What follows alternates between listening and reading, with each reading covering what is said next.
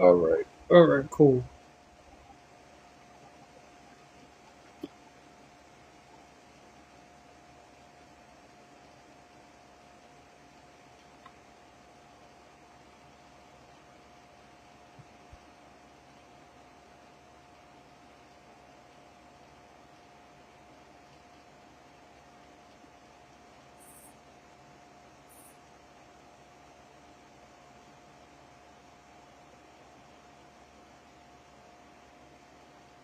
Hey, what's up, those that are coming into this live? Today we're going to talk about BLM took more than just money from black men.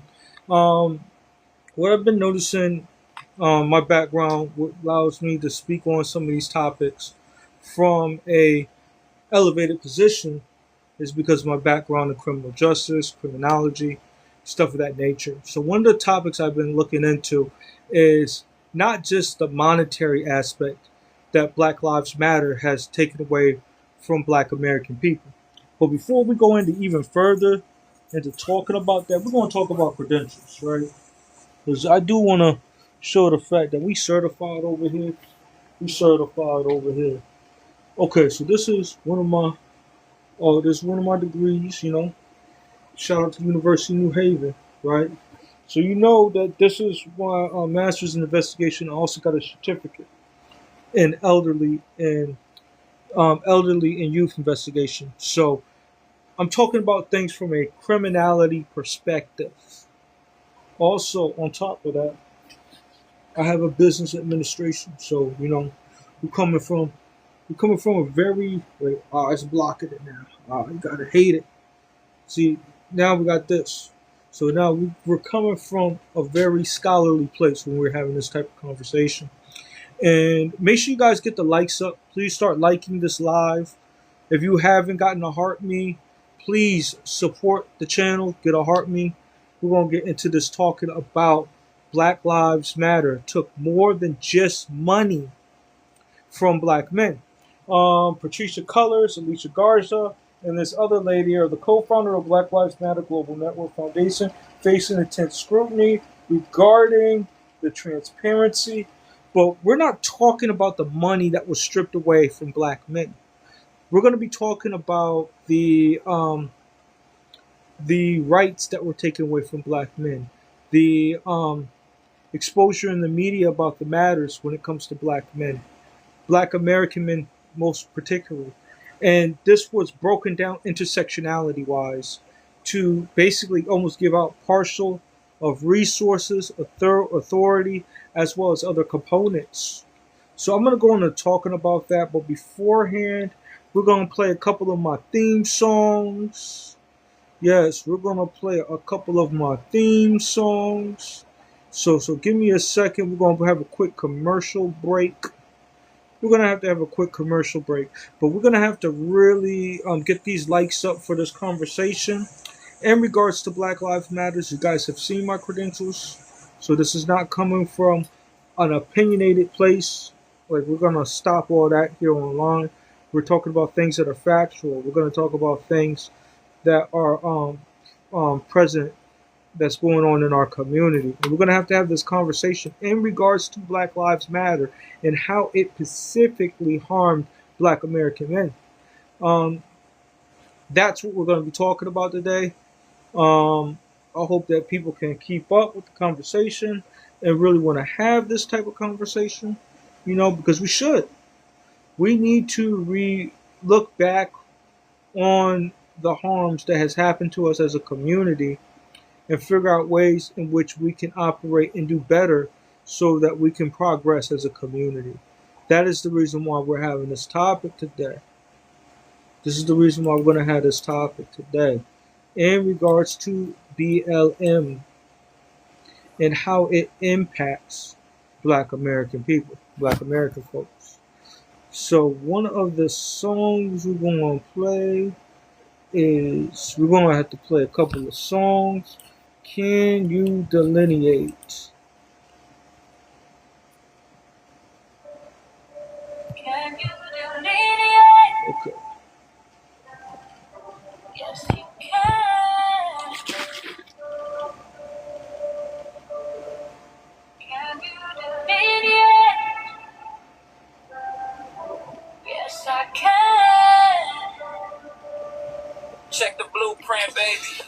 stats. You talking about the lineage, but where you at? You say you defining the soul of the land, but how you delineating without a black American man? You're searching for the rhythm in a different plan, chasing down the melanated cans. From the shores of San Juan to the motherland, but you're missing the brother who was born in the sand. You go for the Puerto Rican or the African, the Jamaican vibe or the Dominican hand. The one saying me not black poppy in the light, but who's holding the history through the American night? Yeah, you claim the culture, you claim the stance, but without the foundation, it's just a dance.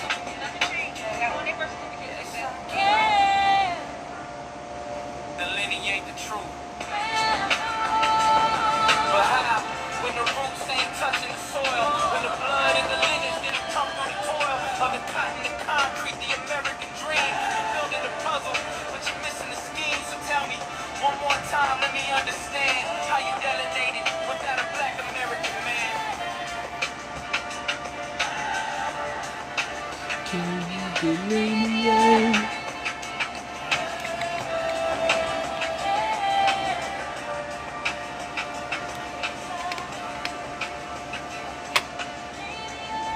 But yeah, that's just one of the tracks that we have right now. Can you delineate? I think we're gonna play a couple more tracks. I'm going through real quick. Yeah. This is one of my songs right here. This is one of my favorite ones.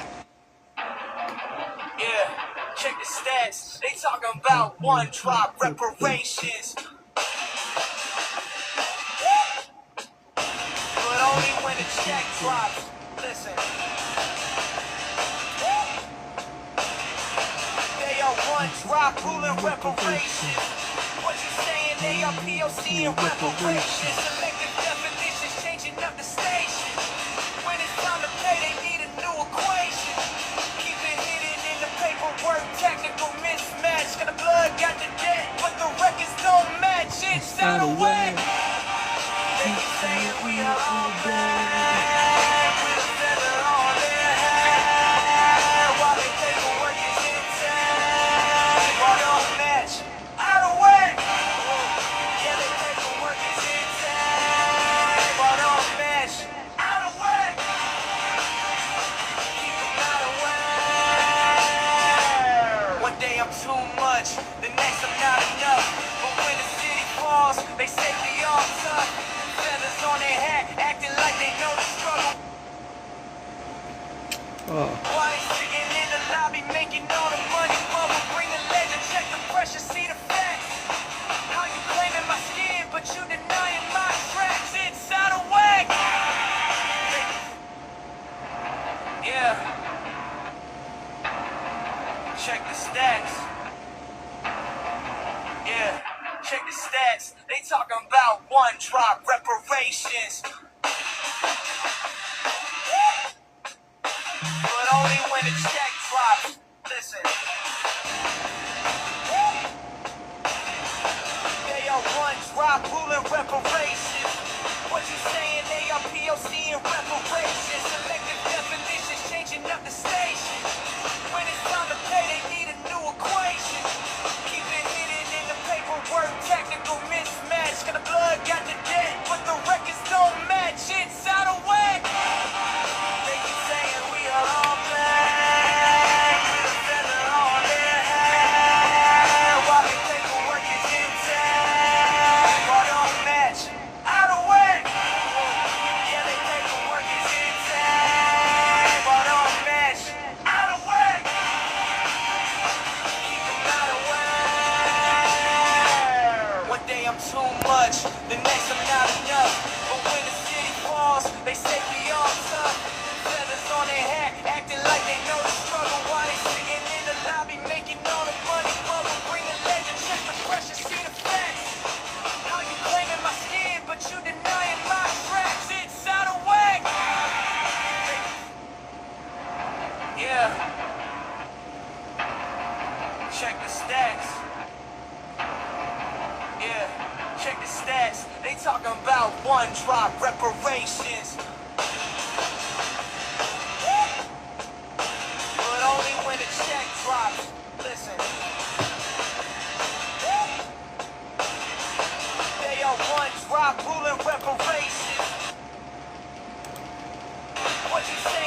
are POC and reparations. Selective definitions, changing up the station.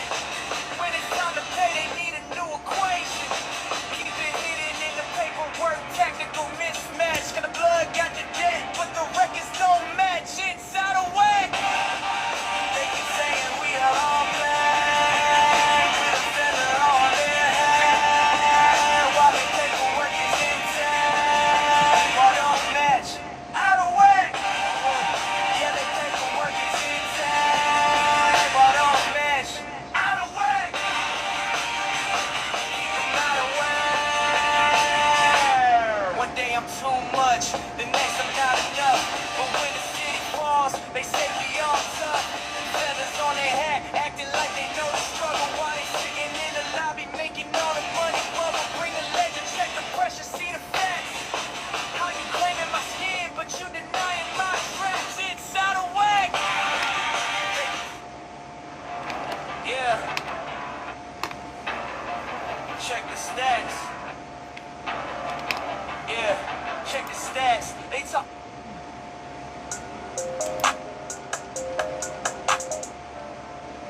Can you delineate?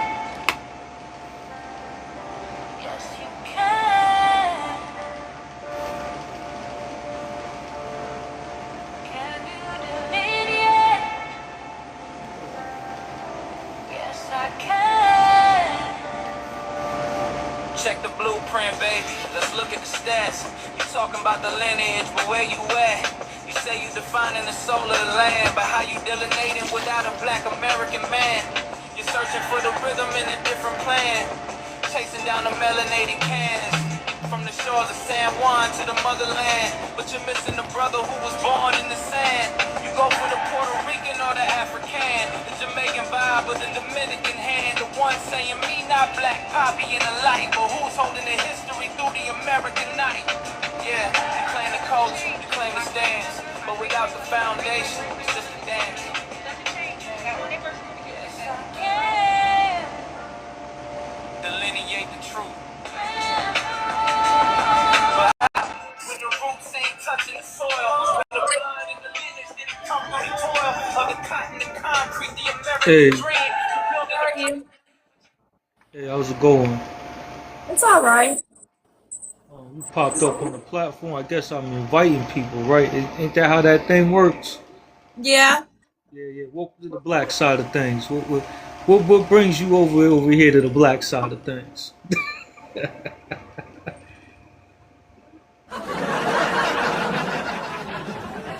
Not much. I had a reset. I wasn't getting nobody. Okay. Well, my talk it is BLM took more than money from black American men. That's the name of the project. That's the name of the conversation I got over here on the side of the track. Okay. Yeah, so what makes me qualify, I talk about things from a criminality perspective. So, homie over here, we got our masters over here up in investigations. So we talk about criminal stuff, criminal behavior. Okay. So that's kind of the premise of the topic that we got for this evening. What's your thoughts on it?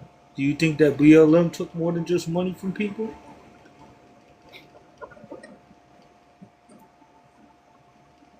You got all quiet. Okay. Peace. Homegirl ran off real quick because she already knew what type of time I'm on. Thank you for her getting off my channel. You know, I don't like other demographics at all. Because they say that they care about our plight, but they don't care about our plight. The only people that care about our plight is us.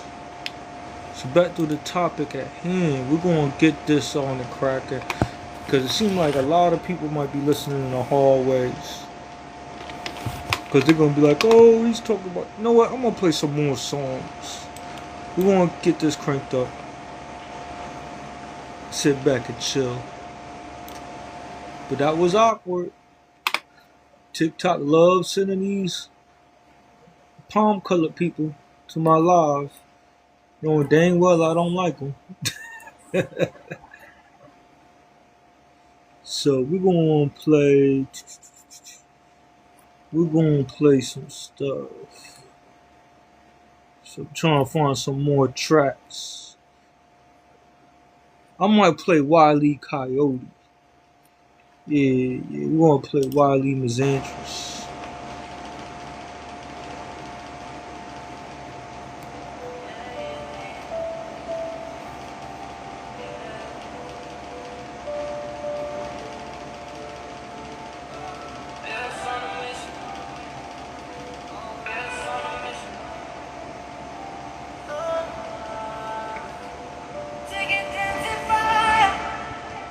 She is wildly misandrous, throwing bombs everywhere, leaving toxic wreckage.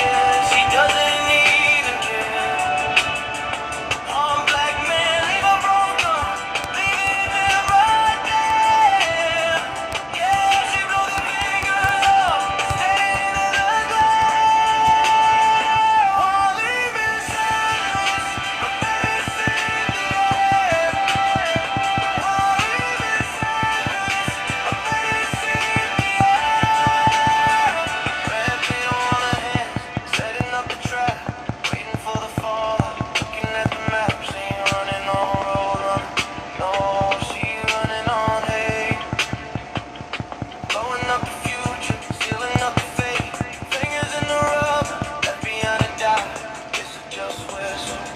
Looking at the sky.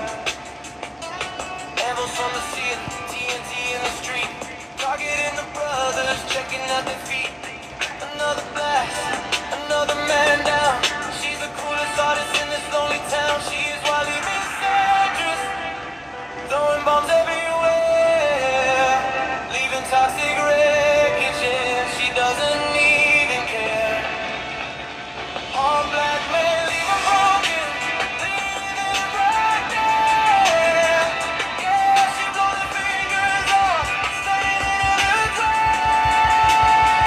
While leaving sadness, a medicine in the air. No, leaving sadness, a medicine in the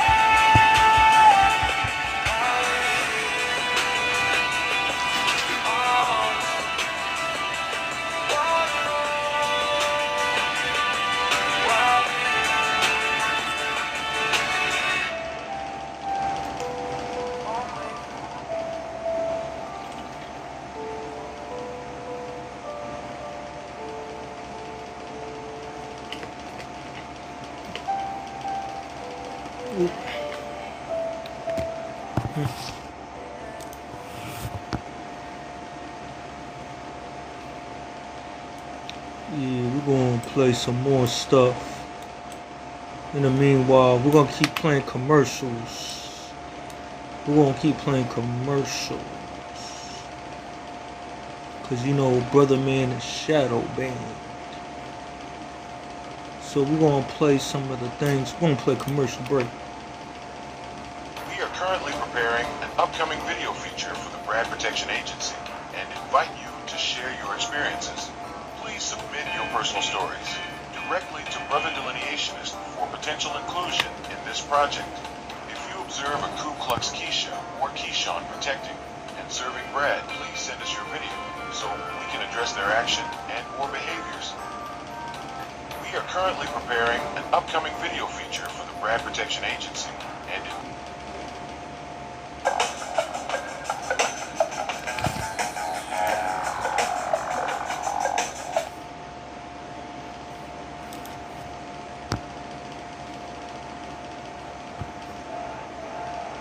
TikTok Live, this is your day of delineation has come to you just in time. Today we're going to have to talk about this woman here, Savannah Craven. This woman is a biracial woman saying that black people are not oppressed in America. This is the reason why I say biracials should not get reparations. Oh yeah, for those that are coming into this live today, we're going to be talking about BLM took more than just money from black American men. We're going to have this conversation in regards to this topic, in regards to the harms that BLM has caused, in regards to the discussion of E slide, which is ethnocide, genocide, G slide as genocide in regards to the Black American community. What is defined by a G slide or genocide in by the UN standards is can also stem by the targeting of one by the ethnic group, but also by the sex of that ethnic group, right? That's a major conversation in regards to this topic, in regards to how things was handled with Black Lives Matter. What we're talking about is the misappropriation of funds, services that should have been awarded, but it's something much more nefarious that has not been taken in consideration.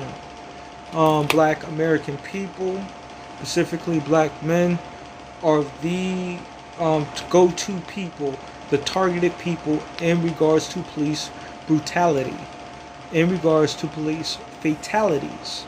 And when you have other orientations and sex speaking on that plight, it has harmed the advancement of our people. And I'm starting to see that people are not taking this conversation or won't take this conversation seriously, because they're going to have to look the women that they think that they love in their face in regards to saying that they were wrong and how they approach things. So in the meanwhile, we're going to play another video commercial break. I'm going to keep playing commercials. Is Joe Brown becoming the unjust Judge Joe Brown? Reported and researched by your brother delineationist. I wanted to not only speak to the title of your speech, but I wanted to ask your permission if I may post Nolan Love's GoFundMe in the chat of your space. Go ahead. Yes, No, sir. I won't allow it. Yes, No, sir. Why? no, I'm not. Yes, sir. Because what's race is. So the prosecution didn't exclude anybody because of their race. And as a fact, it was not an all-white jury. There were some other ethnic groups involved in this particular panel. I don't see anything this man did that even closely approximated wrong. Somewhere in here, we have to develop the idea that there is a general accountability that can be expected of all citizens or residents in an area when it comes to compliance with the requirements of collective public peace, dignity, and order. Sometimes are family, so I'm not going to dip. Hey, bro, man, I didn't even think y'all. I was getting ready to shut down the live, homie. Your kids, damn. What's goody? Yep. Yeah. So today we're gonna talk about. I didn't want to talk to my peoples on the phone. What happened? Okay, so what we're gonna be discussing today is BLM took more than just money from Black American men. We're gonna have to have this real honest conversation in regards to BLM, and not just from a monetary aspect about the damages that they have harmed our community. Did you end up having to check out that video that I made? Nah, I've been outside. I checked. Only video was that YouTube shit. All right. So what I'm gonna do is I'm gonna play that video. Yo, thanks for the heart meet. Nowhere. I'm gonna play the video that we got. So I created a video on this topic. We're talking about BLM took more than just money from Black American men. We're gonna have to have this conversation in regards to the setbacks. So I'm gonna make sure y'all guys get the likes up, man, so we can have this conversation. But in the meanwhile, I'm gonna play this video real quick, and we're gonna get this cracking, because this is a much needed conversation. If you guys need to speak, let me know. Send me. Thanks for the heart meet. We're gonna have to have this conversation in regards to this topic. When people say that anti-black misandry and stuff like that doesn't harm our community, I beg to differ. It harms our community no different from any other anti-black behavior. And we have to look at it from that lens. If not, we're going to be set back as a community even further. HD, you got something to say before I play this, player? Yeah, I just want everybody to get a look at these three. Let everybody see these three ladies real quick. Okay, yeah.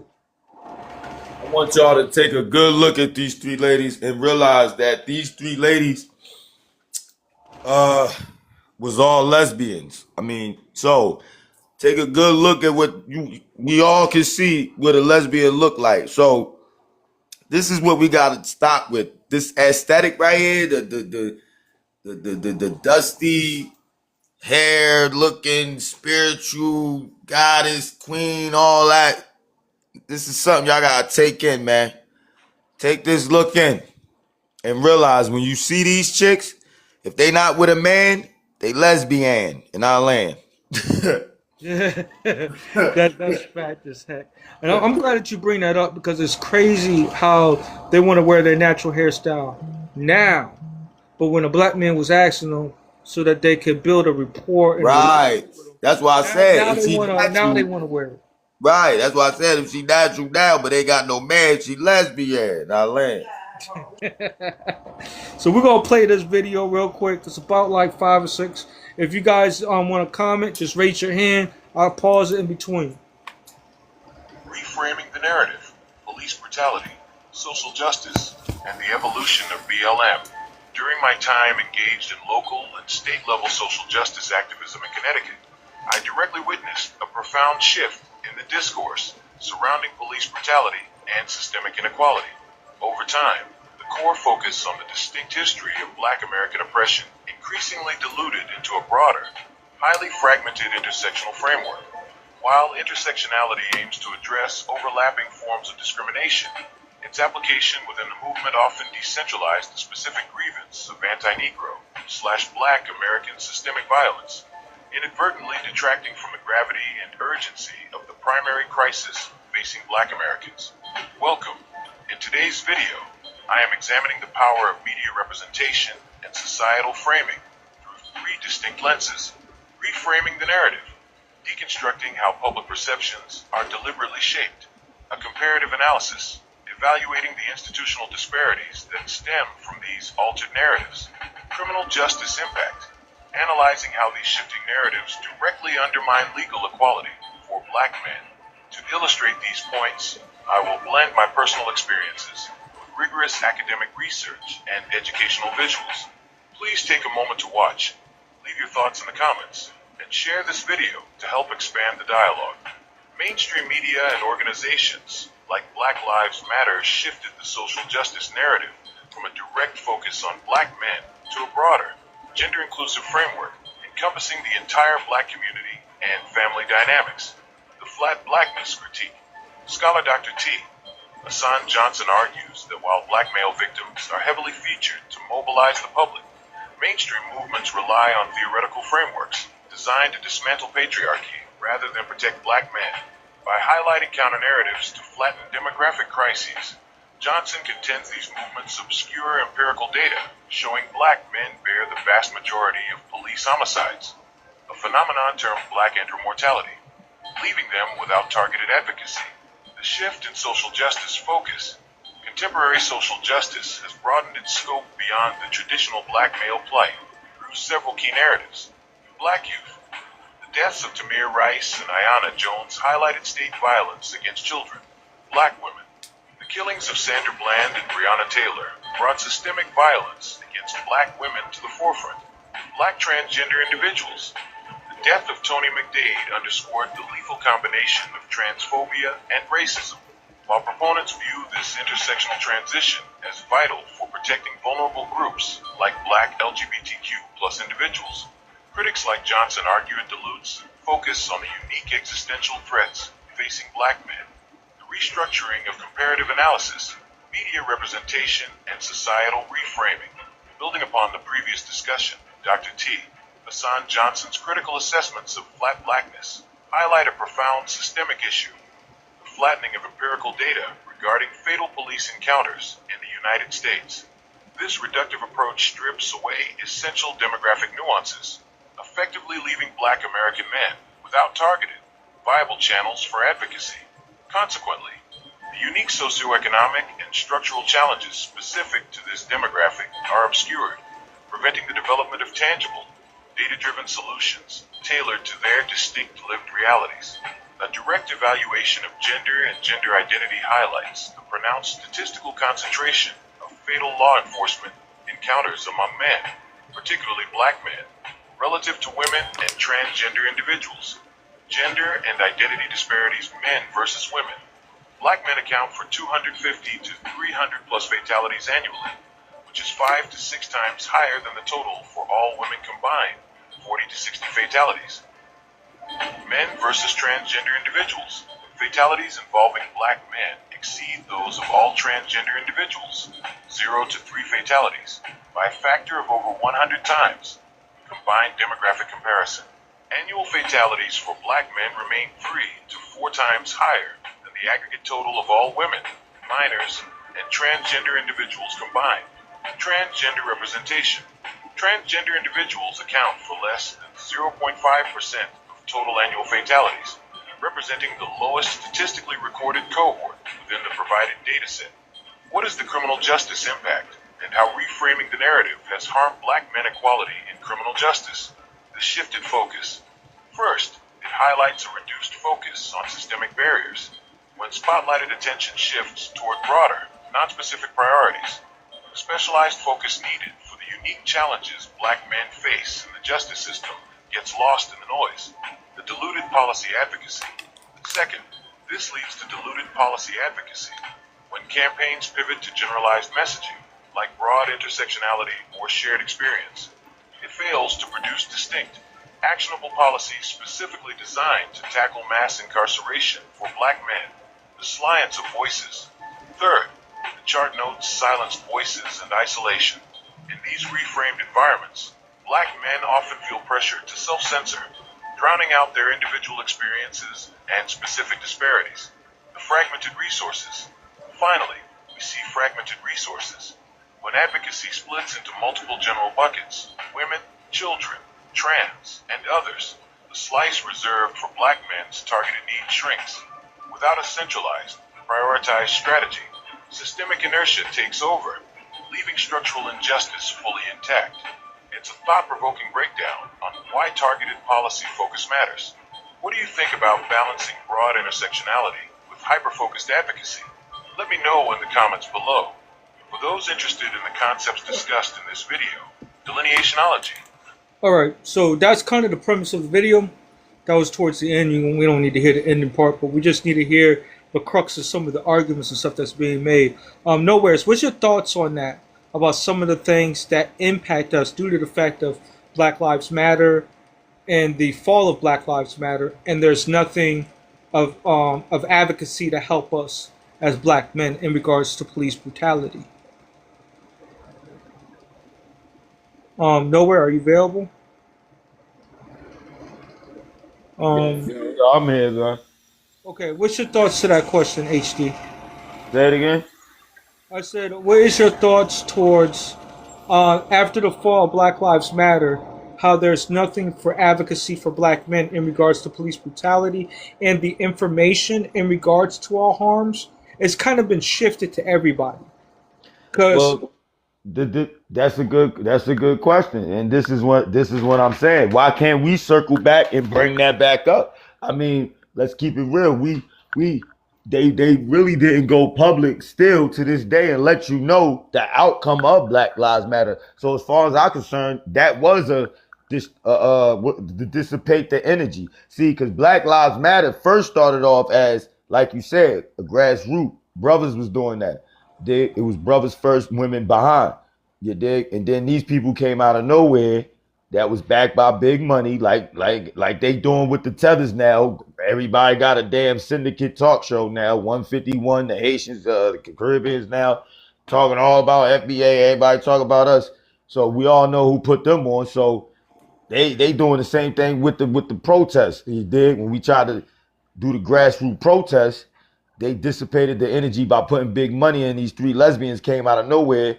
We said Black Lives Matter. They did the same thing they doing here, acting like they black. They act like there's Black Lives Matter. So of course we thinking they the same people, but come to find out they a whole nother entity. So by then everybody buying their shirts, everybody. So, but then when we found out they was scamming, it's like okay, what came of that? Why that get dust under the rug? So let me you get I don't. so Wait, you know wait, what I mean? HD. I got what you mean. I don't want us to focus more on the money part. All I'm right, more but focusing. Wait, just hear me out. I'm more focusing on because outside of the money that was taken away from black people in the black community, it was policies that were taken away from the black American people, specifically black men, advocacy, media attention. These are things that money can't. You can't place money and value on to that. so that should be our talking point. We should say, Um, hey, because of Black Lives Matter being co-opted, I believe men should be able, like, if any politician come up, like, you get what I'm saying, or if we go up on anybody's platform, we should be able to say, hey, the fact y'all still have yet to want to hold Black Lives Matter accountable, that right there shows black men should still take the reign, just like we was taking the reign when we started Black Lives Matter, and it was co-opted. So that could be our excuse to push people out the way. We could say, um, hey, y'all didn't give us no justice for Black Lives Matter being co-opted, so we starting another movement. Or I mean, not starting another movement, but when it comes to this bloodline lineage, FBA, we gonna be in control of this, and we ain't letting y'all co-opt it like Black Lives Matter. Boom. Now you can be aggressive and then use them like they use us. Don't they? Don't people be, oh, y'all black men do this? Y'all, nah, you Black Lives Matter. We gave y'all a chance. Y'all let 3 lesbians come in here backed by white men. So now we taking over. Boom. That's gonna be my excuse. Y'all listen to me now because we gave y'all Black Lives Matter. Y'all had y'all chance. Y'all let 3 chicks co-opt it. 3 lesbian chicks go out there. And yeah, and I agree with you. That's kind of the perspective, the narrative that I wanted to focus on because everybody's caught up in the monetary aspect of it, and yes, it's a major factor. But we're talking about laws, policies, and more tangible resources coming from the government that was blocked by us because of these 3 women right here, right? And when people say that anti-black misandry, women talking about being against the patriarchy is victimless crimes that does not impact the black American community. We have these 3 women as an example of how it impacts us greatly. And Yeah, that's so how I want us to kind of framework this conversation. Yes, money is a big thing. Don't get me twisted. Money is a major thing, but the major conversation that should be talked about is the non-tangibles as well, such as the media attention. They're not talking about police brutality anymore in regards to black men that are getting unalived. It gets commercialized, it gets sensationalized, and it gets forgotten down the wormhole of the media. And that's the issue that I have. What are your thoughts on those points, HD? exactly. I mean, like I said, What you doing back there, man? I'm cooking, man. I'm chopping up a Yeah, yeah, carrot. yeah, I hear it, man. That joint is loud, man. I'm chopping up a carrot. But you can use that as a trope. You can use that as a trope. Hey, uh, why I don't hear why I don't hear nobody talking about how the energy was dissipated? Because that Black Lives Matter was about 22, right? This It came 2020. out. It came out around. I'll say early 2000s. I'll But say then it stopped. 2000. It started Stopped in around. I'll yeah. say it started around 2008 to 12ish during the Obama years, and then Right. it expanded all the way to Okay. the end of Obama years. And then when Trump came into his It got presidency, co-opted. It got it's not the co-opted. fact that it got co-opted, it's the fact that it dissipated because they Right. were afraid of Trump policies and the things that were targeting them because of their connections with Antifa and other extremist type of groups, or what the government would deem extremist type of groups.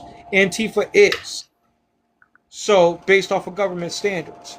So these are some of the things that has transpired as a result of them using intersectionality as a vehicle. I froze up. Am I better now? Yeah, you good. You good. Okay. Using intersectionality as a vehicle to displace black men from certain rights, policy, advocacy, and leadership. Right? These are some of the things that's outside of the realm of money that has impacted our community severely for years to come. And that's the reason why I wanted to say, outside of money, what are these intangibles, quote unquote, has impacted our community, where it's not just Black Lives Matter, it affected and impacted our way of life, our quality of life. Those are some of the things that I'm talking about here.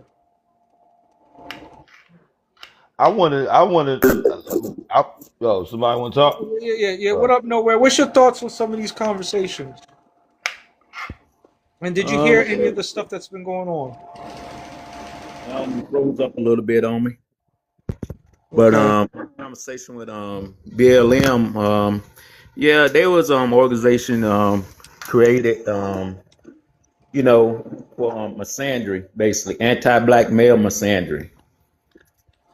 And all those women are terrorists anyway. Saying that was created for the because they say, well, black women are the backbone, but the black women they gonna choose are. Hey D, let us see them ugly asses. Get out the way, yeah. I want to see I want to get their face in my Yo, come up here, Slim, Slim, come up here, player. I would love for you to comment on this conversation. Today we're talking about outside of money, what has Black Lives Matter taken away from black men? I've played a video that I have on my page in regards to this topic. Okay. Well, hop on the other page, man, and come up in here. But today we're talking about, or just comment and I'll read it off, because you know how we get down. So, if you have anything you want to comment, just I'm gonna be reading it, player. But to reset the live. Today we're talking about the outside of the money. What are the intangibles that has impacted us? Some of the things I mentioned was the leadership. Some of the things I've talked about is the media coverage. Some of the things I've talked about is the advocacy aspect that has impacted black men. And none of these things has been repaired as a result of this situation. And once Black Lives Matter was removed, it took all that authority, that power, and the stuff that we need to advocate and to self-mobilize over criminal injustice in the guise of police brutality. I definitely agree with that. Yeah, they definitely. I definitely want to give it to my man Nowhere. What's your thoughts on this conversation? This is a very male-centric conversation, black male-centric conversation that needs to be had. Free straight thinking black male. Facts. Yo, you're probably throwing the brother off with the carrot. Can I put you on mute for 1 second until it's your turn? My bad. No, you good, player.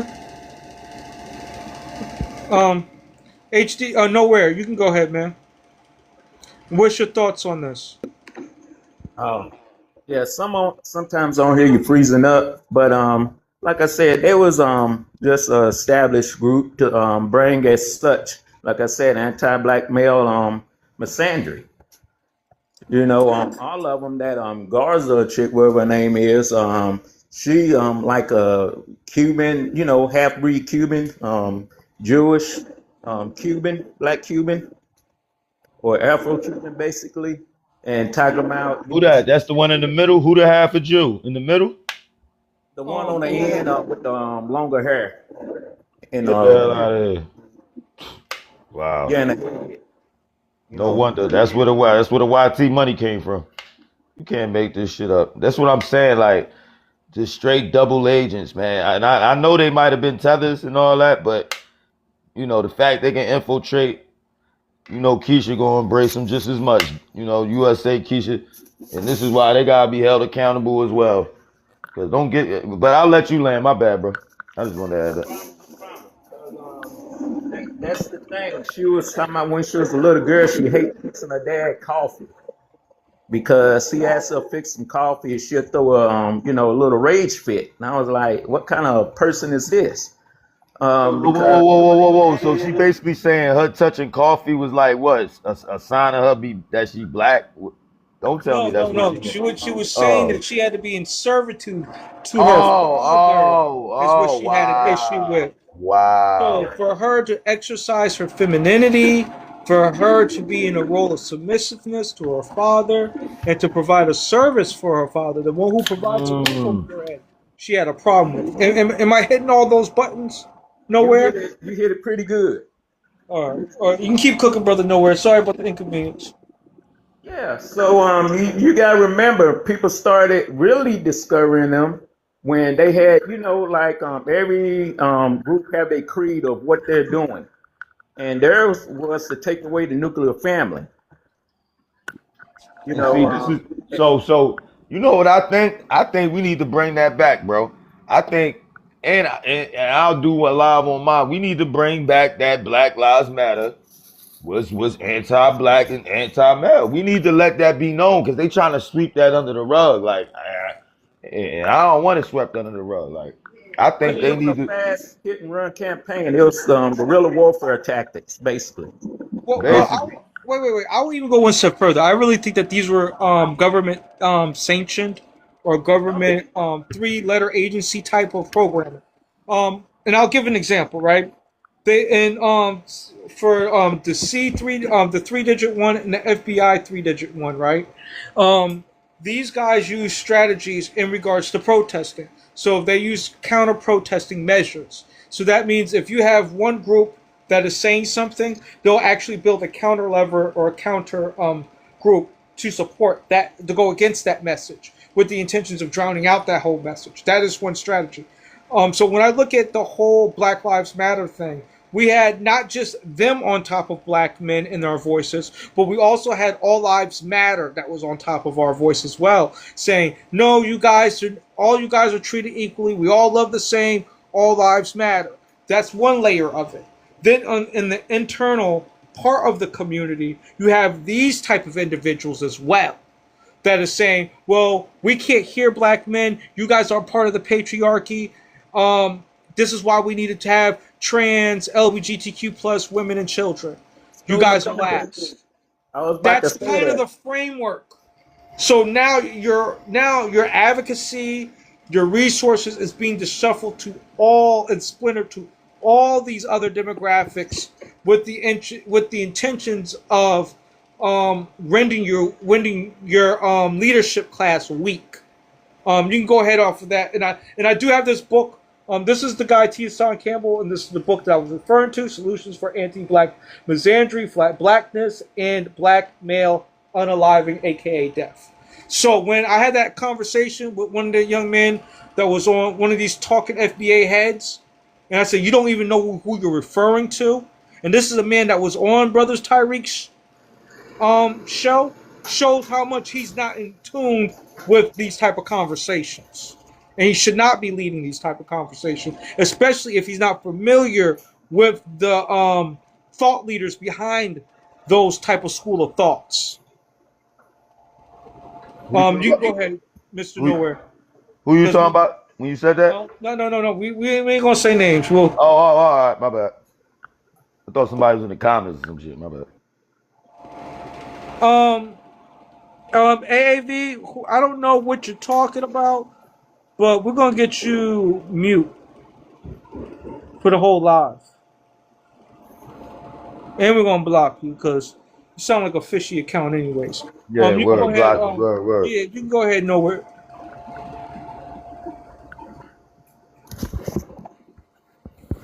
And sorry for the cutoffs, brother.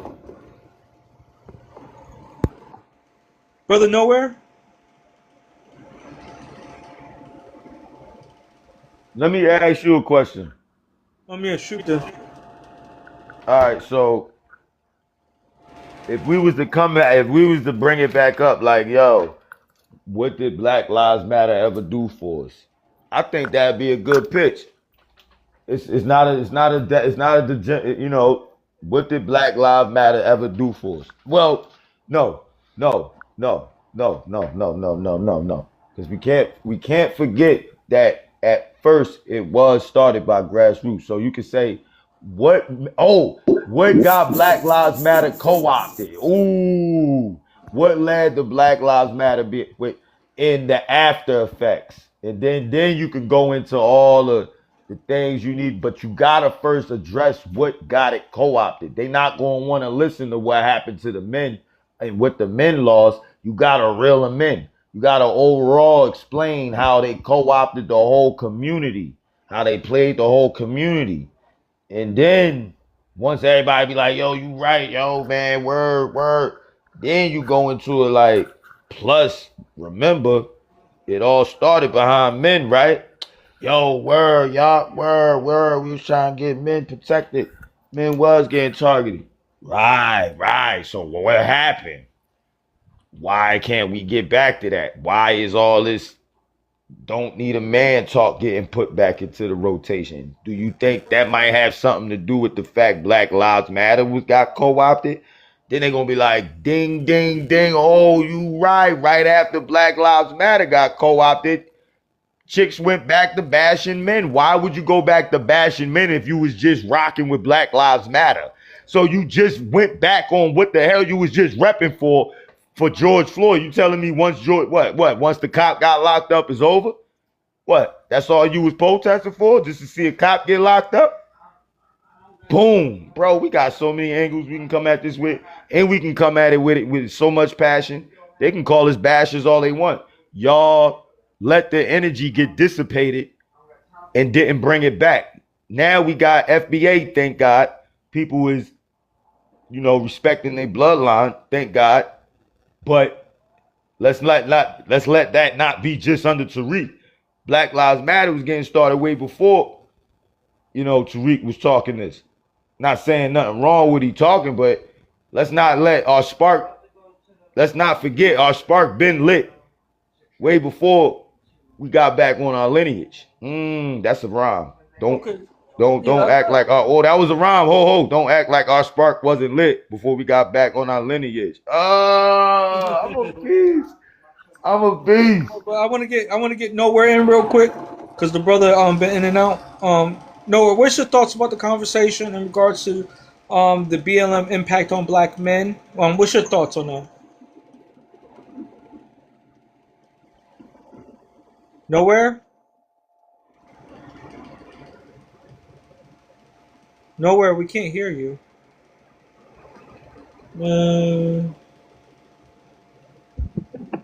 Sorry, we was freezing up in sound and everything. It was coming in and out.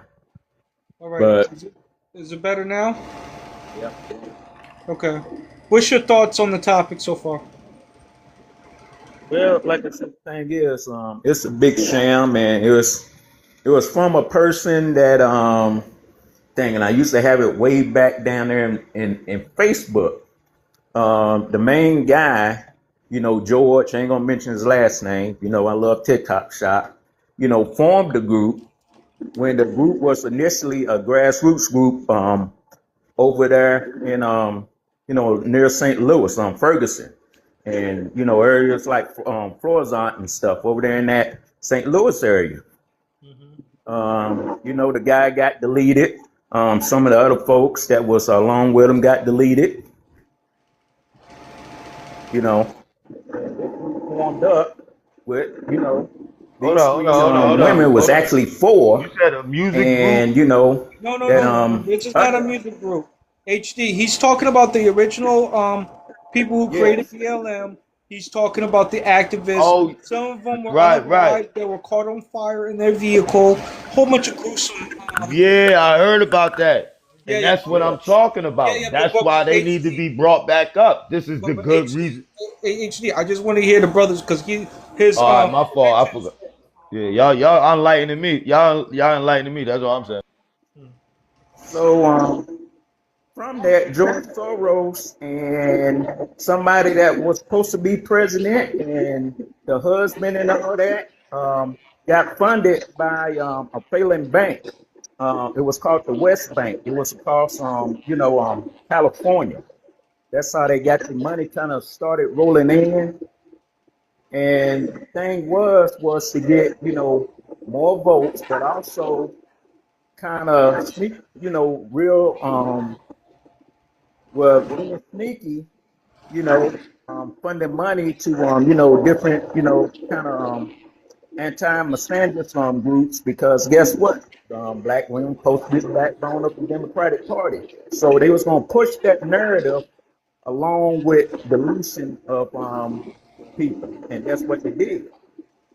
But like I said, the grassroots was there when one of the guys, even Tariq Nasheed talked about it, but I heard about it before when they was talking about all this black deletion and all this stuff going on, like Sandra Bland, well, basically my mom knew because her cousin lived up in Chicago, and her cousin's daughter was friends with Sandra Bland. You know, that's how that stuff kind of. You mind speaking on that a little bit? I kind of got a little thing about Sandra Bland. I kind of was keeping up with that until the case, I guess, eventually. Can you give a little bit more detail? Because I'm hearing like she was coming from Chicago. She was on her way to Houston, on her way to Texas, because she was about to, I guess, start some type of ministry or some type of outreach program or something. College. She was going to be, administrator over there at Prairie View A&M. Right. She was going to be in a college, right? She was about to be working at a college. Mm-hmm. Right. At Texas A&M? Prairie View. It's an HBCU, to give you some context. Okay. And it was in Texas, though. Yes. It's a ministry. I think it's a ministry. No, it's a regular college. So what I think she was about to do was come down there and light a solar fire up in wherever that establishment was, and those people was scared of that, and they intercepted her prior to her making it there. Yeah, because I don't know the whole basis. I know that's what she was. I'm like, whoa, she was an activist in Chicago, and then on her way to go to a school that she was about to be working for, she get intercepted off a traffic stop. Yeah, they were scared. She was about to instill something in them, and they got scared. I land. That's all I need to know. So that scenario went on, but when I was in Dallas, it was something strange when I was in Dallas when they protest for LBM. I noticed that in some of the areas of construction sites, where they wouldn't normally be, bricks and stuff in an alleyway or across where you can see them. That's what they had. They had all of this bricks and, all this Yeah, I heard of that. To reach they said they had them like all over the city, so you can throw them and break stuff up. Because at the end of the day, the minute you break a store, that's insurance. So you technically helping the stores out by breaking their stuff.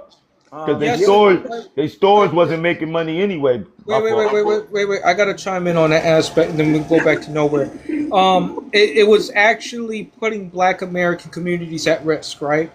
Because a lot of the flagship stores, that's like CVS and Kohl's or whatever, major retail companies, right? They don't want to invest into what they feel that they shouldn't invest into communities that is prone to I would say protesting that leads into destruction of property. And they use that as a vehicle so that they will not put up a grocery store in our community. Right, they were setting them up. So we have to travel to the next town away to get common household resources. It even can expand to hospitals. It can expand to other situations that could affect the quality of life. And an example of this is a small town that I know called Chester, Pennsylvania. Chester, Pennsylvania does not have a hospital, despite that they have a population over 30 to 40,000. This is what I'm talking about here. So now they have to travel 20 to 30 minutes away to Philly to get health care, to get some type of, even though they're paying taxes. That's the dangers of what they were causing. You can go ahead, Brother Nowhere, because I want to put that in the right context as well, because I don't think Brother Tariq lightly touched upon it, but he's not coming from the angle that I'm addressing these type of things, because it's both is a tool used to speed up. Nah, you the definitely former giving, you gener- definitely breaking it down because Yeah, I ain't know about the whole Chester thing going. Cause shit. it's a tool used to speed up gentrification. One could argue. You can go ahead now, brother. Nowhere. I just wanted to at least clarify some of those things. Hey yo, hey yo, bro, drive me real quick because I got some people trying to bring me. I'm gonna come back. I All know right, you're gonna be back. All right, drop. all right. You can go ahead, Nowhere. But yeah, 'cause, the thing is, it all was a big money scheme anyway. Because when Black Lives Matter came, all these other little side organizations came and was, funneling and getting money from here and there. Some of the groups that called themselves black, the little subgroup, wasn't even black. They were private operated. The other thing was that money got funded mostly to the Democratic Party. So BLM was kind of like the HO on the street collecting money for the pimp. That's all it was. Yeah, that's one way of looking at it. I look at it. It was a tool used. It was a double-edged sword. One to stop black men from being in leadership and taking on certain roles in our community, Right. because they had a specific mission statement, which they were saying that they wanted to destroy the patriarchy. And it was black male patriarchy. They never said white. It was black male patriarchy that they had a problem with. So we have to really keep that in mind when we're having this type of conversation. They want to uplift trans and LBGT skittlebag behavior. Yep. They believe that they were getting attacked more than black men.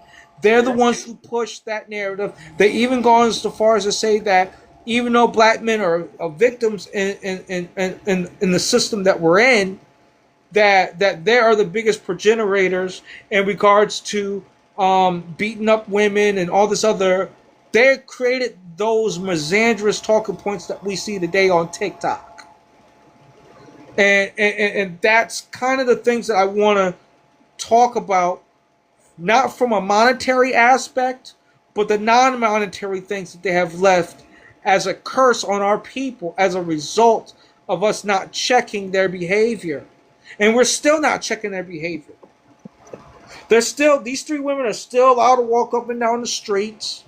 They're still held in high regard. They're still as saying that they are the heroines, female heroes towards black society. And that's kind of the things that I wanted to talk about. Did you have any other thoughts before I read some little bit more into I'm gonna read some of what this brother was talking about that I quoted? No, you can go ahead. All right, so we got this brother right here. He goes into detail in regards to Black Lives Matter. He has it on page 35 to like 37, and then he had another one on page 66, right?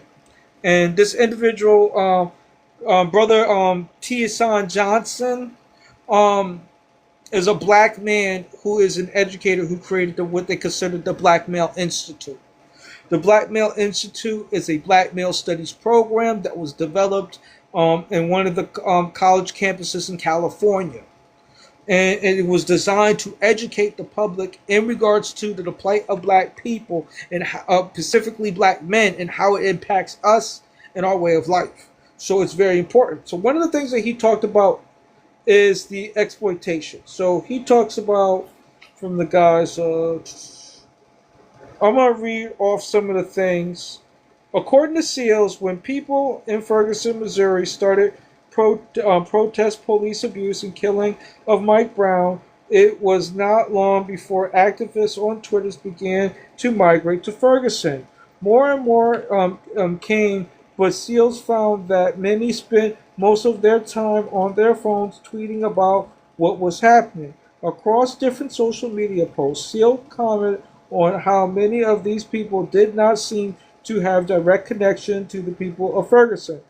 More particularly, he found out they were successful raising funds online but most people in Ferguson did not have Twitter presence.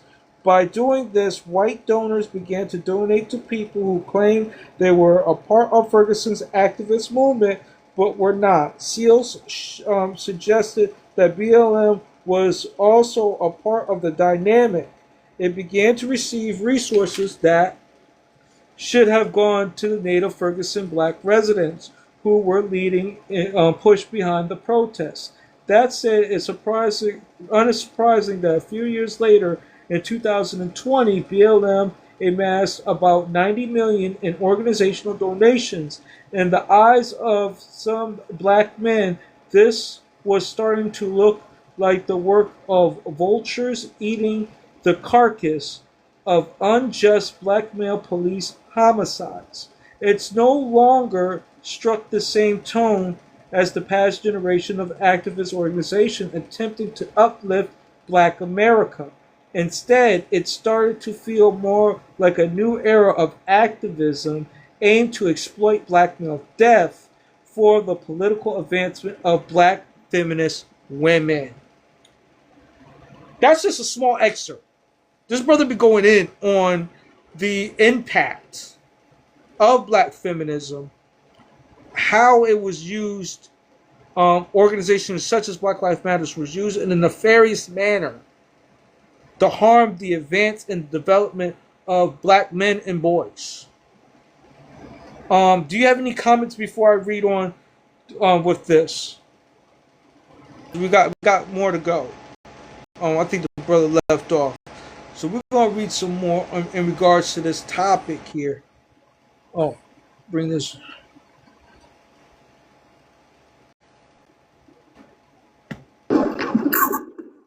What's your thoughts about what was read? Basically mishap of it, man. It keeps freezing up on me. I just got back on. Okay. Then I'm gonna read some more. If you want to comment and stop me, just let me know, okay? Alright. More problematic, Patricia Cullors, one of the 3 founding members of BLM, was discovered to have made a significant real estate purchase around the same time BLM received a windfall of millions of dollars, most particularly in the Los Angeles area. Purchase of a $6 million mansion raised eyebrows within and without the organization. Many BLM chapters grumbled that they had received no support from the primary BLM leadership despite donating millions of dollars. When BLM leaders did reveal that they would start sending out resources, they primarily only did so for the queer, black, women-led chapters, leaving heterosexual black male leaders with no resources or support from the primary black male leadership, or BLM leadership, because their chapters were not recognized. That BLM not only avoided supporting heterosexual black men, but had no problem profiting from the very demographic death raised concern to many black men. This was not the activism of the old. What's your thoughts on that? Absolutely true. Like I said, it was an ambulance chaser. That's basically who it was. And that's how they make their money off of black men's solution. But it's not just the money. Like, yes, the money is a big part of this, but they also was making it so that black male leadership would fail because they were not getting the necessary resources as an organization to advance. Right. To make them look incompetent. That's the point that I want to. That's why I said, outside of money, what has impacted black men because of Black Lives Matter? Yes, money is a big part of it, but we also have to look at. Because somebody that want to come up. I don't know who this. Hello, sir.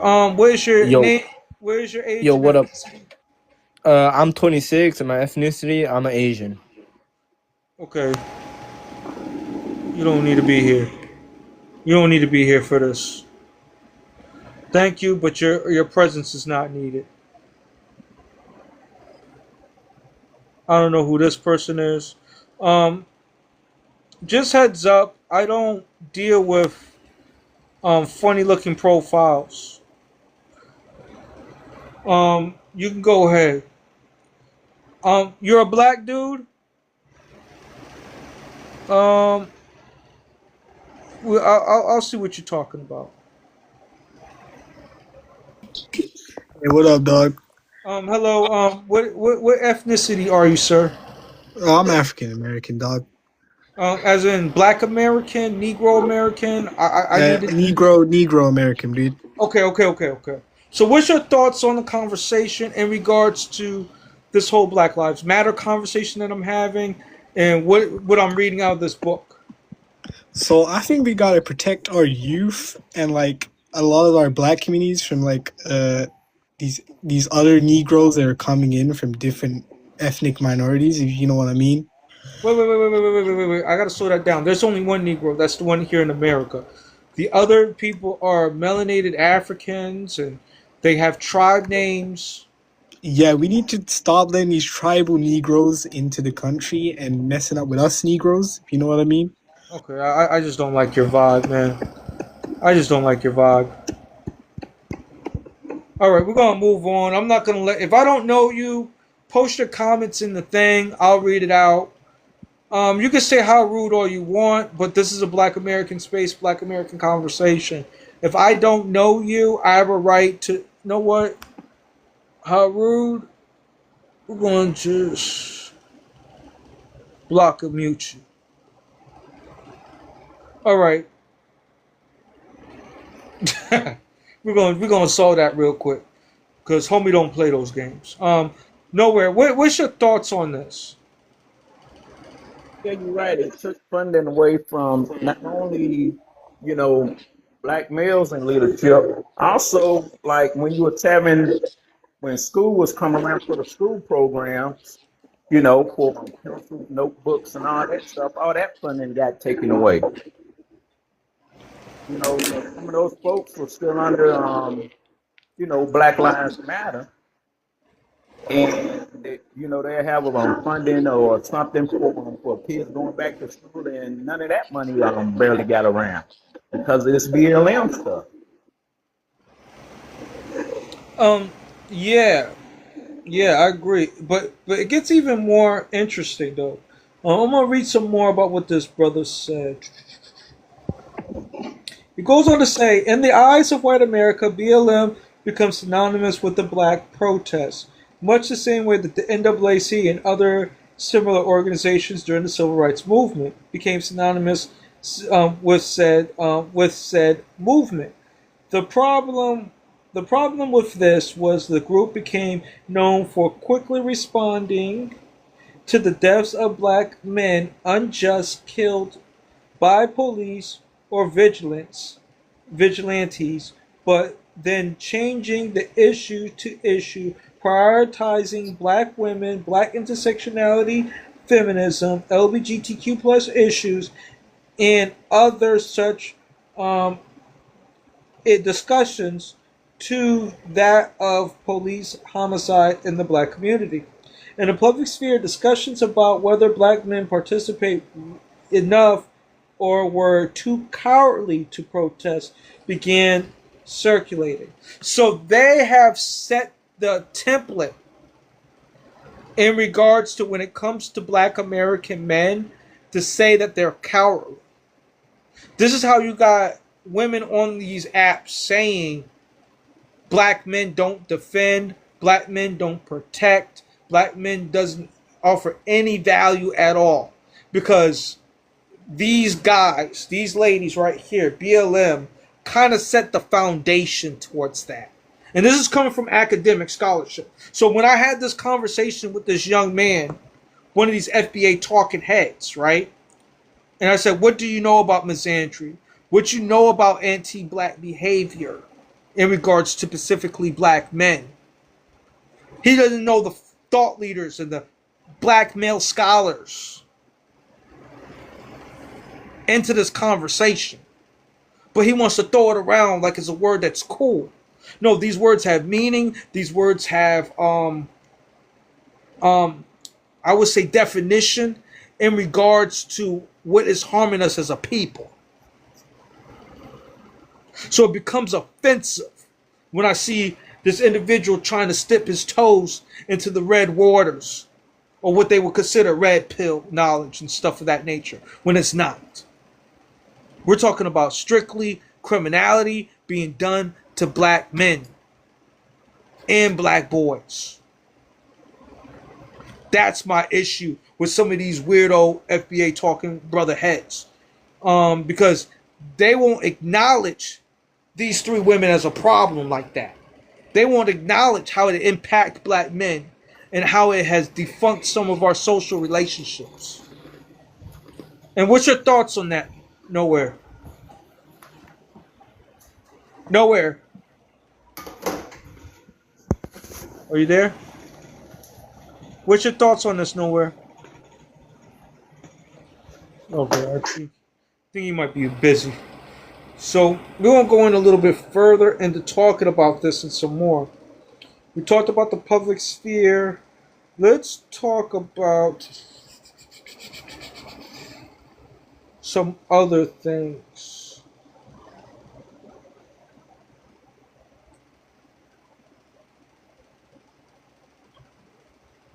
Because they talked about Stacey Abrams too and other things of that nature. I'm gonna skip up to 60 something because he talks about some more in regards to this is where I wanted to talk about. This is where I wanted to talk about in regards to Black Lives Matter.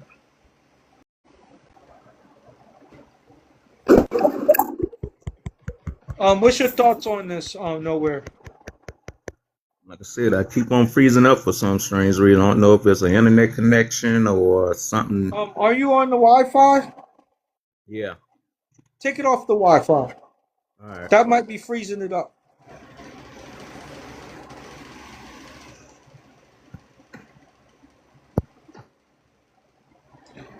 So I'm going to read off another example.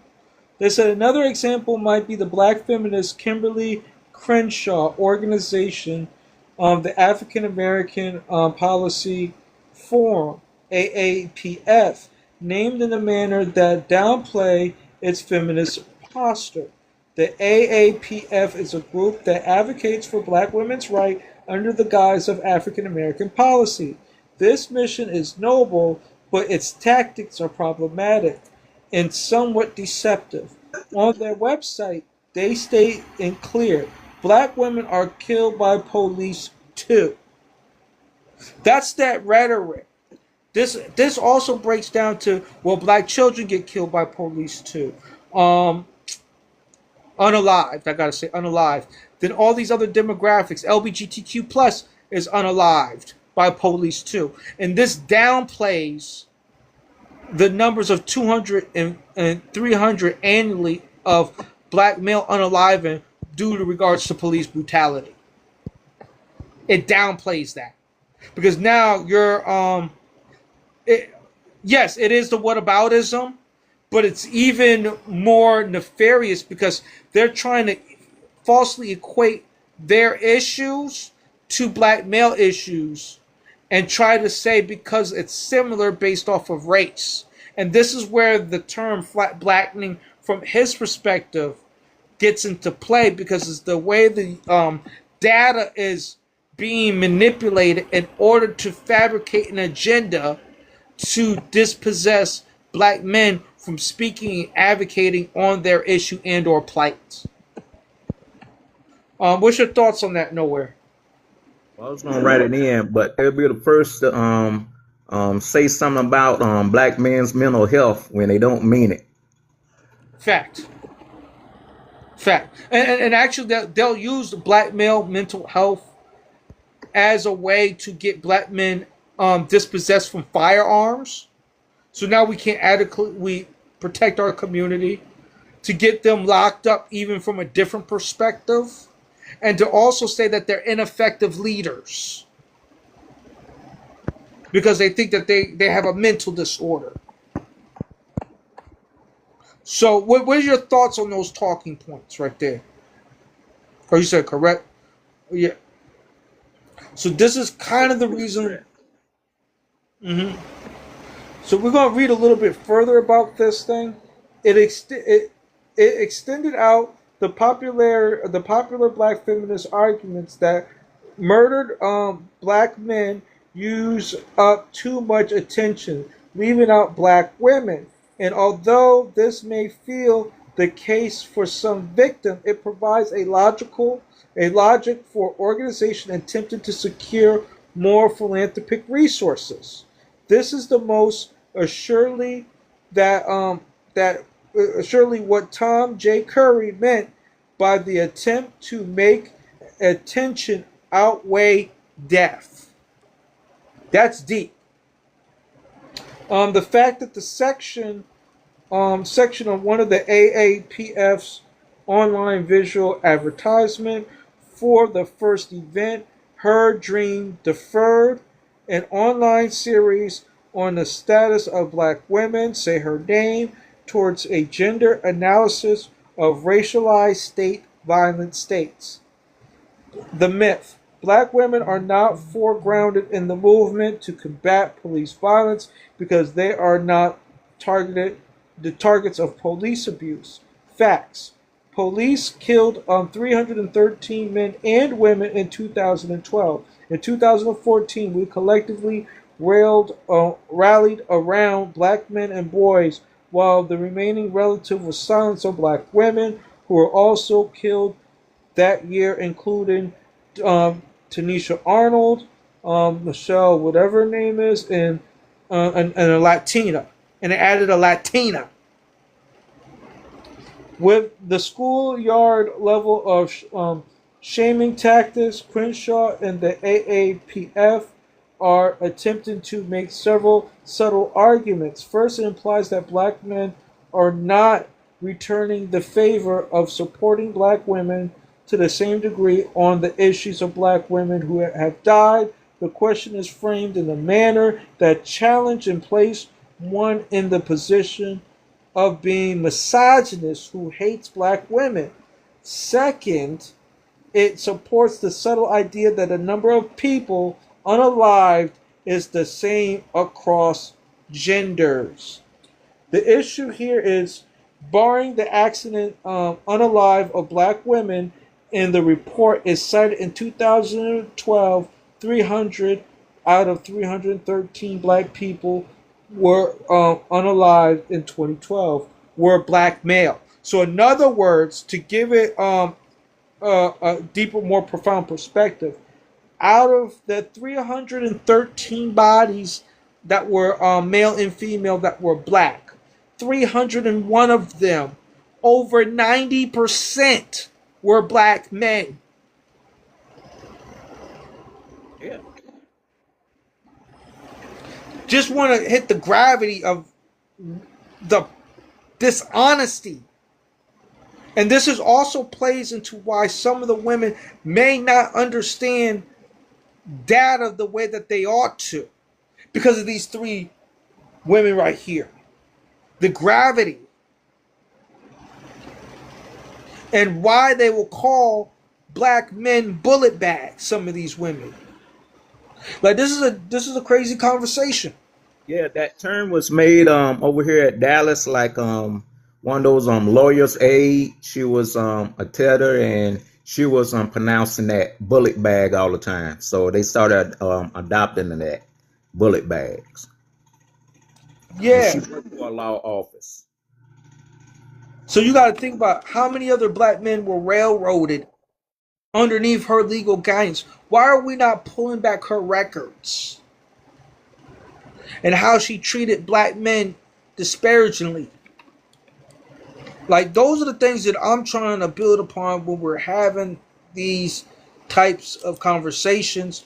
Because when we try to have these conversations with the talking heads of FBA, now they want to start running towards talking about this because it's hip now. But I was talking about this 5 or something plus years ago, and I was getting demonized over this. This is why brothers such as myself, like, hey, we got some issues. I'm gonna keep cooking on this conversation a little bit more. So it goes on to say, to be clear, anyone unalived unjustly in the black community should be acknowledged, but these kind of tactics are manipulative. There are issues in our community that should be important to all of us, while acknowledging that some issues are more germane to certain demographics than others. Running a single-parent household on a relatively low income is more of an issue black women face, empirically speaking. Those who unalive most due to breast cancer tend to be black women. No one would argue anything different, but the equivalent of Crenshaw argument would be a rally held to acknowledge black breast cancer survivors, but only celebrating the 2% of black men who have died due to breast cancer, as opposing the 98% of black women. And that's kind of the mindset. And I wanted to read that part off because this is something that he said on his channel and on the Onyx Report. Shout out to him. I did try to tag. I'm going to tag him again because it's crazy how I'm going to try to tag him one more time because I would love for him to come up in here and have this conversation a little bit more, because he's coming more from a gender's role perspective. I'm more or less coming from criminal behavior and how this set the tone and how we're being treated today. I would say a lot of the culture of that's anti-black misandry that black men are facing stems from these 3 women that are lesbians. And the other thing, it stems from rest of the diaspora that comes over here. That was one of the big problems that we was facing, that these women would come over here and their men also who actually do put hands on them. And what they would do is blame the black men over here, foundational to here. I even asked one saying, you talking about black men this, black men that. Okay, what black men? Well, y'all guys, who do you actually, who are you around all the time?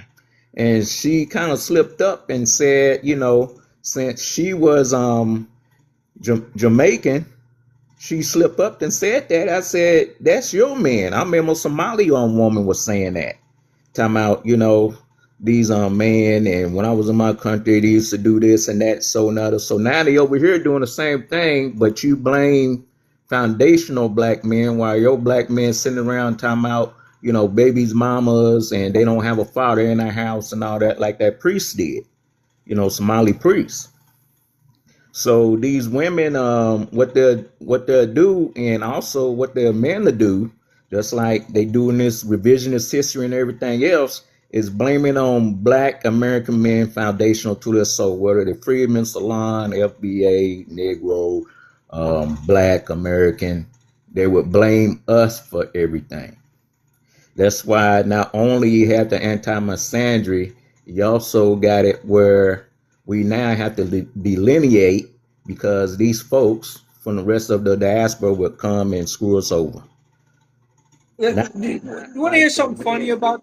You want to hear something funny about that? So I was on X, right? One of these young brothers I know, he had a problem with TBA, the Black Authority, and him talking about that we need to delineate from feminism. This was one of his talking points, right? And he was saying that in regards to the national association that dealt with journalism, the National Black Association of Journalism, whatever. And he's saying, due to the fact that there was overwhelming feminism that was tied into this organization, no different like BLM, it affected the type of questions that could have been asked, that could have empowered and also hold President Trump accountable in regards for reparation and things of that nature. And they chose not to go. They chose to just say, we don't even want to have a conversation with them at all. And this is some of the effects that I'm talking about outside of money, but it does deal with money. Keep that in mind. And what I mean that is they're affecting the black male leadership. It's making us incompetent. It garner where women can openly disrespect us, to say that we are nothing, due to the fact that they were falsely elevated through organizations such as this.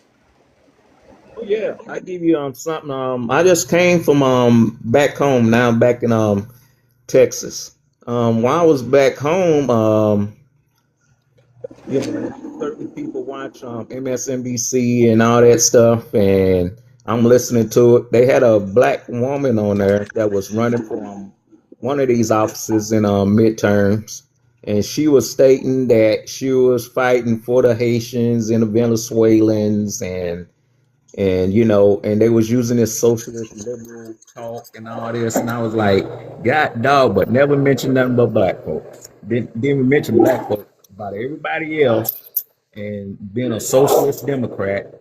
But You're a little bit away from the mic. What are you gonna do for black people? You're still away from the mic. No, I'm right on the mic, man. Okay, now we hear you. Yeah, I'm right on. Now I got my mouth real close to it. But like I was saying, all this is just a big diversion where you take out the male and you take out the black male and you let everybody else on par what they make. And it's just a big tactic, for that, because we're the first to see what's going on, but everybody else still under this disillusion of anti-misandry and all this other BS that's going on. Yeah, it's a form of plantation politics. Yes. That's what it is. Underneath the guise of Willie Lynch, we got like people who read the Willie Lynch letters, that they say that it's fake, right? This is their argument, that they say it's fake, but yet still the symptoms that we have experienced as a people are very evident, very real, and has impacted our way of life. It has impacted our way of life. But they'll argue, and it's mostly, from what I've seen, feminist women that have argued and said that the Willie Lynch letters are not real, so therefore the whole thing is invalid. This is some of the arguments that has been made online, in person, in classrooms, etc. Like I've dealt with it. Right? But I want to read a little bit more of this, and the reason why I stated Dr. Tiasan Tiasan Johnson in my video. I put him in there for a reason, because some of these talking points are very real, very evident, and the way that he vividly talks about them it's very important for us as a community to understand that. So we're going to go into the unalivings at the hands of police are an issue that's overwhelmingly impacts black males to the point that it outdoes not diminish the death or the unaliving of black women, which do deserve attention and advocacy. Might it be that these tactics are the only used on issues that are more likely to garner philanthropic support? Does Crenshaw argue for black men to be better represented as it pertains to single fathers, and how much public aid does not acknowledge them instead of colluding concluding such issues should be argued empirically and transparently. And this is what he means by flat blackness. Flat blackness can be also occur from institutions, not just individuals. A 2018 study focused on college counselors treated black applicants at historical and predominantly white institutions. According to them, most historical predominant white institutions, HPWIs, now desire some numbers of black students on their campus. However, recent theoretical scholarship suggests that HPWI's desire for the willingness to embrace black students and predicate on their racial platability. The theory of interracial discrimination stipulates that white gatekeepers are increasing to screen blacks to weed out those they perceive as too concerned with race and racism. And I'm going to talk about that. I've experienced that as a man who has a master's degree from my university that I went to. And some of the things that were going on that are racially motivated was I had a professor who first he said something about Black Lives Matter, and he was alluding to the fact that I support, right? And I said, dude, I never wrote about it. I'm the only black American student in this classroom.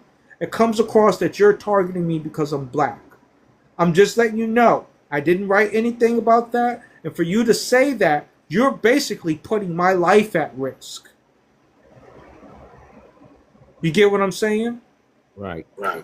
And when I said that to him, it creeped him out. He didn't know how to deal with it. It's like, you're not going to sit here and throw this jacket on me saying that I support this, that, and the third when I never wrote about it, I never discussed about it, and I never showed any advocacy in support for that. So these are just some of the only reason why he was saying it is because I was black.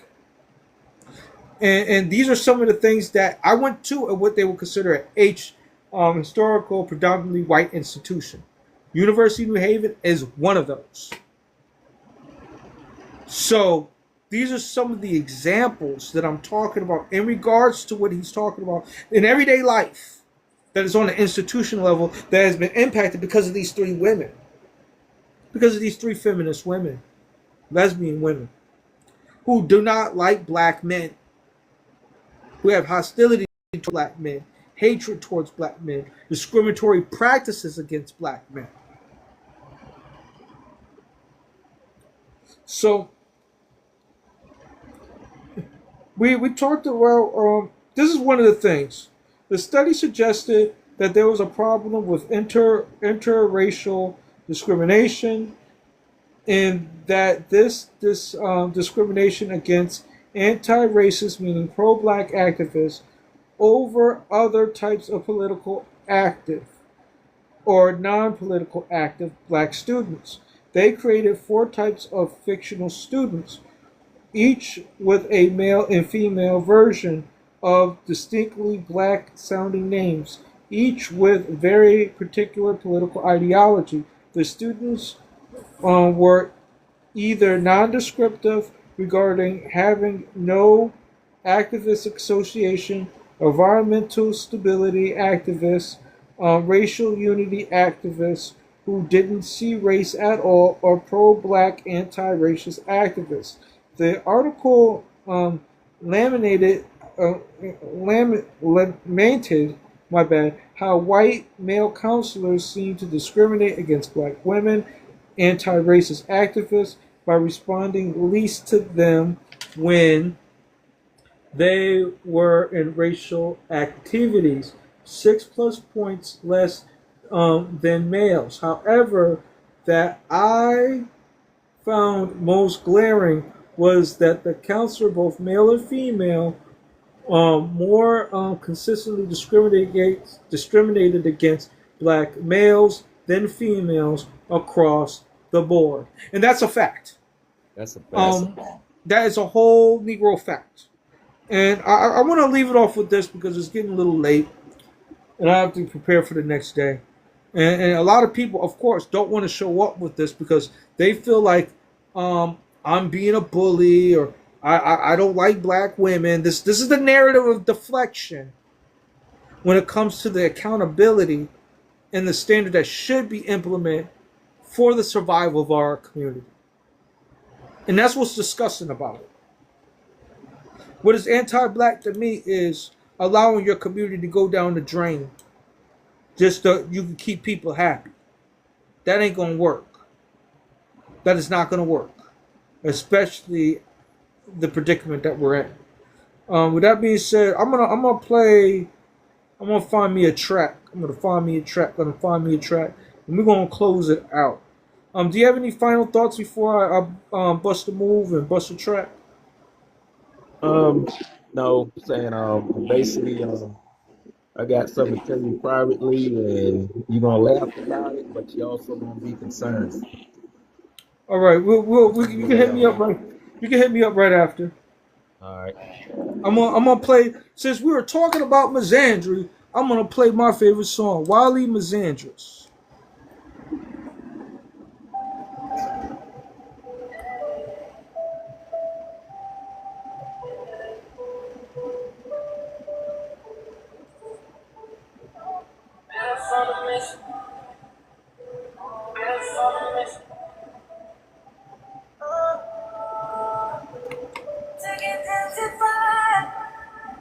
She is Wally Misandrous, throwing bombs everywhere, leaving toxic wreckage.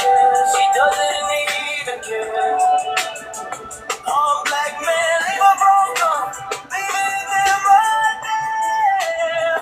Yeah, she blow them fingers off, staying in the glass. Wally Misandrous.